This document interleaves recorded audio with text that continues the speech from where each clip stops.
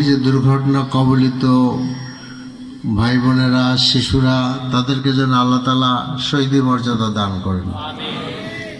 যে সমস্ত পরিবার তাদের স্বজনদের হারিয়েছেন, স্ত্রী, বাবা মা, এই অভাব তো পূরণ আমরা করতে পারবো না। এই অভাবটা যার যায় সেই বুঝে আর কি, বাকিরা কেউ বুঝে না আর কি। আমরা আজকে যখন আমরা সমবেদনা জানাচ্ছি, কিন্তু কালকে আমরা সেটা ভুলে যাব। তো আল্লাহর কাছে দোয়া করি যে সমস্ত পরিবারগুলোর আর সহায় আল্লাহ হয়ে যান, যেন আমরা করতে পারি। আর দ্বিতীয় কথা হলো যে বাংলাদেশে খুব আনফর্চুনেট যে যারা এই সড়ক, রেলপথ দায়িত্বে আছেন, মন্ত্রী আছেন, তিনি তো মাশাআল্লাহ চাঁদাবাজের একটা সংজ্ঞা দিচ্ছে আর কি।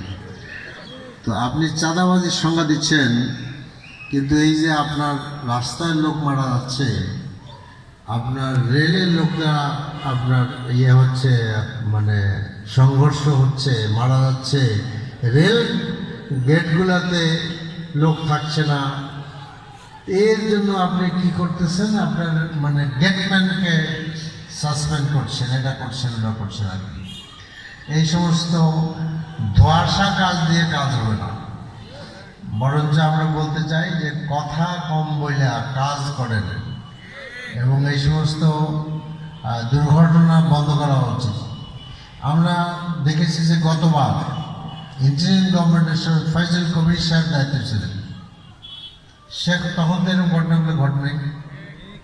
তাহলে ঘটনাটা কি এখন ঘটলো কেন, তখন ঘটলো না কেন? এই প্রশ্নের জবাব আমরা চাই। দ্বিতীয় কথা হলো যে অত্যন্ত দুর্ভাগ্যজনকভাবে বাসের ভাড়া অনেক বেশি আদায় করা হয়েছে।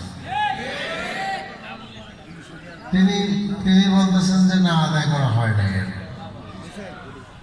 এইগুলো আসলে তো মানে কেমন যেন একটা উল্টাপাল্টা কথাবার্তা। হ্যাঁ, এই জন্য আমার মনে হয় যে দায়িত্ব পালনে তিনি